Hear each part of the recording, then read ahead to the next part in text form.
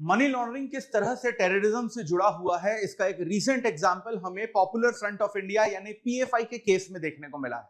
यहां पर enforcement directorate ने यहां पर आरोप लगाया है मनी लॉन्ड्रिंग एक्ट 2002 के तहत पीएफआई पर कि उन्होंने 56 करोड़ रुपए की करीबन मनी लॉन्ड्रिंग करने का यहां पर प्रयास किया है। पीएफआई के पास 56 करोड़ रुपए की इलीगल प्रॉपर्टी यहां पर मिली है, जिसका इस्तेमाल ये हवाला के रूप में, मनी लॉन्ड्रिंग के रूप में करने वाले थे और ये पैसा व्हाइट मनी में कन्वर्ट होकर सीधे टेररिस्ट ऑर्गेनाइजेशन की मदद करने के लिए जा रहा था। तो ये पीएफआई है क्या और क्या ये खबर है और इन्फोर्समेंट डायरेक्टोरेट का क्या रोल होता है और वो कौन सा कानून है मनी लॉन्ड्रिंग का जिसे हम लोग पीएमएलए एक्ट 2002 के नाम से जानते हैं, इन सब कहानी का मतलब क्या है, इन सभी चीजों को आज के इस वीडियो में हम लोग डिटेल में और आसान भाषा में समझने की कोशिश करेंगे। Welcome to Chahal academy, this is Anubhav दीपानी।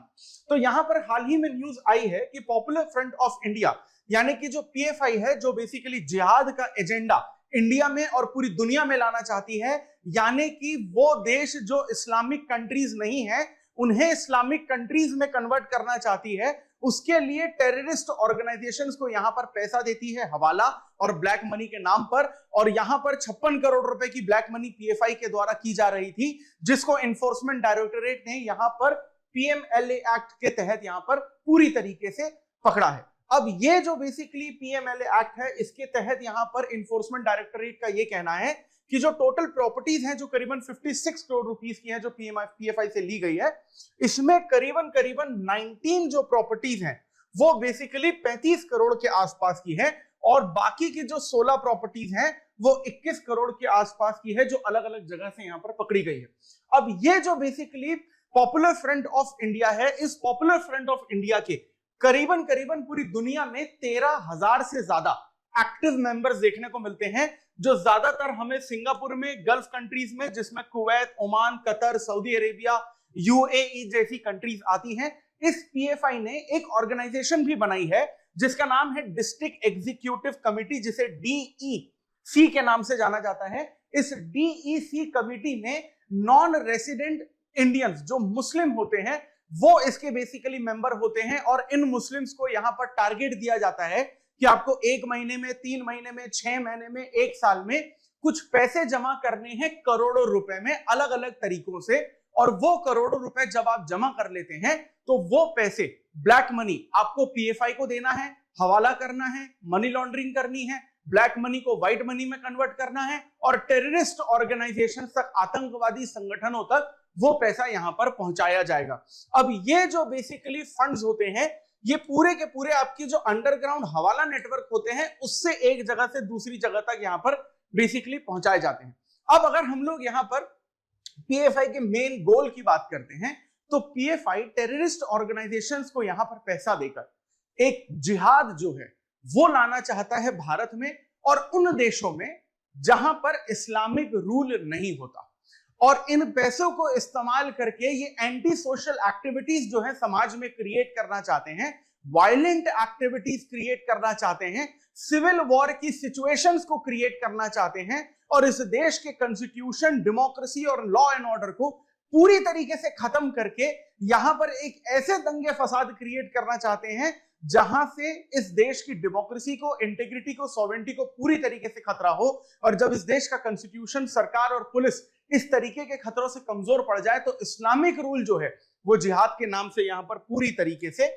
Establish कर दिया जाए। अब पीएफआई कहती तो है कि हमारे जो बेसिकली काम करने का तरीका है वो पूरी तरीके से नॉन वायलेंट है, अहिंसात्मक है। दरअसल बात यह है कि इनके सारे के सारे जो तरीके होते हैं वो इनडायरेक्टली सिर्फ और सिर्फ वायलेंट ही होते हैं पूरी तरीके से, क्योंकि ये जो इस्लामिक मूवमेंट है ये पूरी तरीके से इंडिया में यहां पर फैलाना चाहते हैं। अब अगर हम लोग पीएफआई के बारे में थोड़ा सा समझने की कोशिश करें तो ये जो पीएफआई है यानी पॉपुलर फ्रंट ऑफ इंडिया है, इसको 2006 में एस्टैब्लिश किया गया था और ये बेसिकली पीएफआई इस उद्देश्य से एस्टैब्लिश हुआ था कि जो मार्जिनल कम्युनिटीज हैं इंडिया की, स्पेशली मुस्लिम्स, उनका जो एजुकेशनल, सोशल, पॉलिटिकल, इकोनॉमिक जो बैकवर्डनेस है उसे यहां पर आगे बढ़ाने की कोशिश करनी है। यानी कि जितना भी पिछड़ापन है इनका एजुकेशन के नाम पर, सोशल जस्टिस के नाम पर, वो पूरा का पूरा यहां पर खत्म करना है। और सिर्फ इन्होंने यही दिखावा किया है 2006 से लेकर 2024 तक पिछले इन 28 सालों में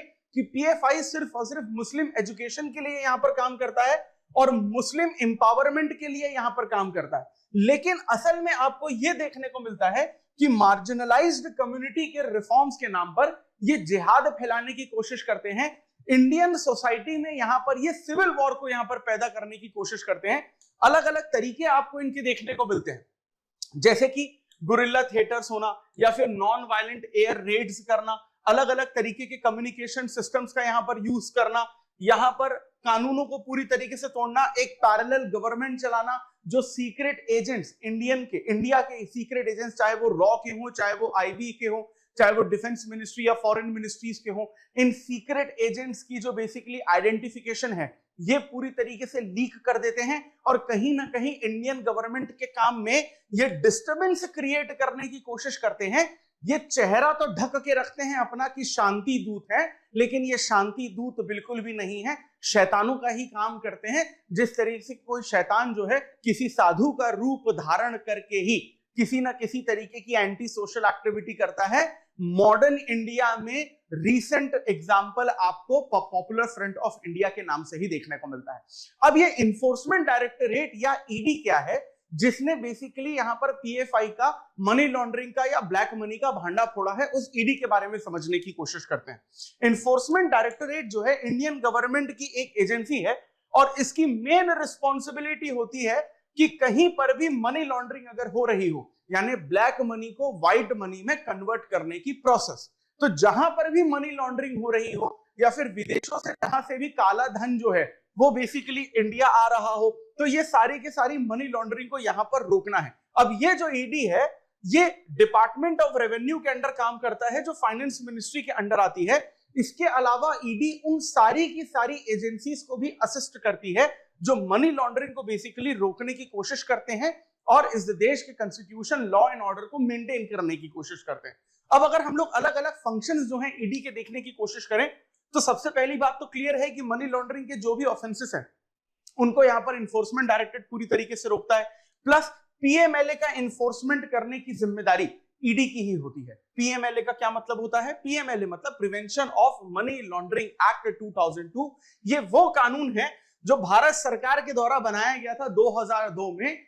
काले धन को रोकने के लिए, हवाला को रोकने के लिए, मनी लॉन्ड्रिंग को रोकने के लिए, कि अगर कोई भी प्रॉपर्टी का इस्तेमाल मनी लॉन्ड्रिंग के लिए यहां पर किया जाएगा तो उस प्रॉपर्टी को जब्त कर लिया जाएगा और जो काला धन पकड़ा जाएगा वो काला धन भी जब्त कर लिया जाएगा और वो सरकार को यहां पर वापस दे दिया जाएगा। इसके अलावा फॉरेन एक्सचेंज मैनेजमेंट एक्ट जो है, जिसे हम लोग FEMA के नाम से जाते हैं, इसका भी इन्फोर्समेंट ईडी ही करती है। अब ये FEMA एक्ट क्या होता है? जब भी हम लोग काला धन जमा करने की बात करते हैं तो काला धन सिर्फ इस देश में, इस देश से ही जमा नहीं होता, लेकिन विदेशों से भी काला धन जो है वो भारत आता है और भारत से भी काला धन विदेशों में भेजा जाता है। जिस तरीके से स्विस बैंक हम लोग देखते हैं या टैक्स हेवन कंट्रीज के नाम पर हम लोग स्विट्जरलैंड या सिंगापुर की बात करते हैं। तो जब यहां पर विदेशों का, फॉरेन कंट्रीज का कोई कनेक्शन हो जाता है मनी लॉन्ड्रिंग से या ब्लैक मनी से, वो FEMA एक्ट के अंडर आता है। इसको भी रोकने का जो फंक्शन है वो पूरा का पूरा इन्फोर्समेंट डायरेक्टरेट का होता है। इसके अलावा हर तरीके की वो इंटेलिजेंस जिससे ये पता चल सके,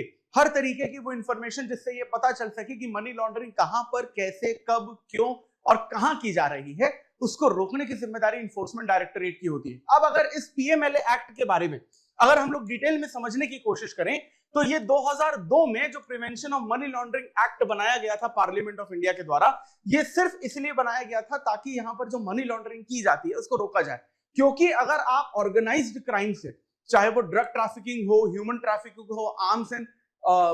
आर्म्स की स्मगलिंग हो, ये जितने भी आपके ऑर्गेनाइज्ड क्राइम होते हैं, ये सारे के सारे ऑर्गेनाइज्ड क्राइम से जो पैसा आता है वो ब्लैक मनी का होता है। अब इस ब्लैक मनी को आप इस्तेमाल सिर्फ तभी कर सकते हैं जब आप उसको व्हाइट मनी में कन्वर्ट करेंगे, और व्हाइट मनी में कन्वर्ट करके आप सीधे इसको टेररिस्ट ऑर्गेनाइजेशन को पहुंचाएंगे। इंडिया में ऐसी बहुत सारी एजेंसीज काम करती हैं, पॉपुलर फ्रंट ऑफ इंडिया उनमें से एक ही है। और ये basically enforcement directorate money laundering को रोकने के लिए हर तरीके के ऑर्गेनाइज्ड क्राइम में अपनी जो पहुंच है वो फैलाकर रखता है, चाहे वो स्मगलिंग का हो, चाहे वो ह्यूमन ट्रैफिकिंग का हो, या किसी भी तरीके से यहां पर क्यों ना यहां पर मनी लॉन्ड्रिंग की जा रही हो। अब ये जो बेसिकली PMLA है,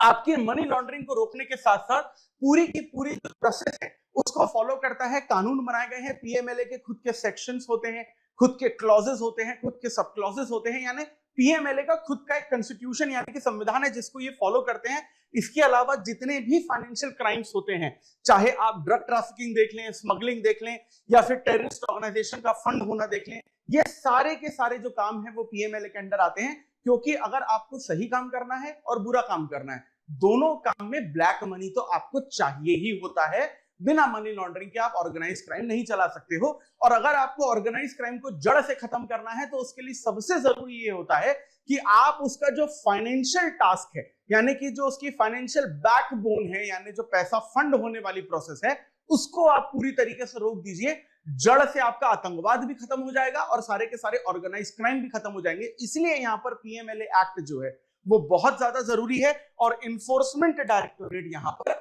इसलिए यहां पर जरूरी है। अब इसी टॉपिक से रिलेटेड आपको यहां पर एक प्रीलिम्स का क्वेश्चन देखने को मिलेगा जिसका आंसर आपको कमेंट सेक्शन में करना है। सवाल यह है that which of the following statement regarding the PMLA act 2002 is or are correct. Number 1, the PMLA provides for the confiscation property derived from the money laundering activities, यानी कि money laundering activity से जो property जो जुड़ी होती है उसको जब्त कर लेती है। Financial institutions are required to report suspicious transaction under PMLA. कोई भी बेसिकली ऐसा पैसे का लेन देन करते हैं जिसमें किसी तरीके का शक होता है तो उसका जो बेसिकली इंफॉर्मेशन है वो पीएमएलए तक पहुंचना चाहिए। The act applies only to money laundering related to drug trafficking and terrorism financing. तो ये जो बेसिकली कानून है सिर्फ ड्रग ट्रैफिकिंग और टेररिज्म से ही रिलेटेड है या किसी और से भी रिलेटेड है। इसमें कौन से ऑप्शन सही हैं? 1 और 2, 1 and 3, 1, 2, 3 and 2 and 3। इसका आपको सही जवाब कमेंट सेक्शन में जरूर देना है। और इसी तरीके के इंपॉर्टेंट टॉपिक्स को जो आपके यूपीएससी के जीएस पेपर 3 के इंटरनल सिक्योरिटी से सीधे तौर पर डायरेक्ट कनेक्ट करते हैं इन्फोर्समेंट डायरेक्टोरेट के, पीएफआई जैसी टेररिस्ट ऑर्गेनाइजेशंस के, या पीएमएलए एक्ट 2002 के, अगर इसी तरीके के टॉपिक्स को आप डिटेल में और आसान भाषा में समझना चाहते हैं जो आपकी यूपीएससी सिविल सर्विसेज एग्जामिनेशन की प्रिपरेशन को और आसान बना सकता है, so for that please stay tuned to Chahal academy. और अगर आप चाहते हैं कि ये जो मनी लॉन्ड्रिंग का गोरख धंधा इस देश में चल रहा है और विदेशों में चल रहा है और भारत की इंटीग्रिटी को किस तरीके के नुकसान पहुंचाने की कोशिश की जा रही है, अगर आप चाहते हैं कि ये बात इस देश के हर नागरिक तक पहुंचे तो उसके लिए इस वीडियो को ज्यादा से ज्यादा लाइक और शेयर करिए और इसी तरीके के कंटेंट के लिए subscribe to Chahal academy. This is Anubhav Dipani signing off. I will see you in the next video. Thank you very much.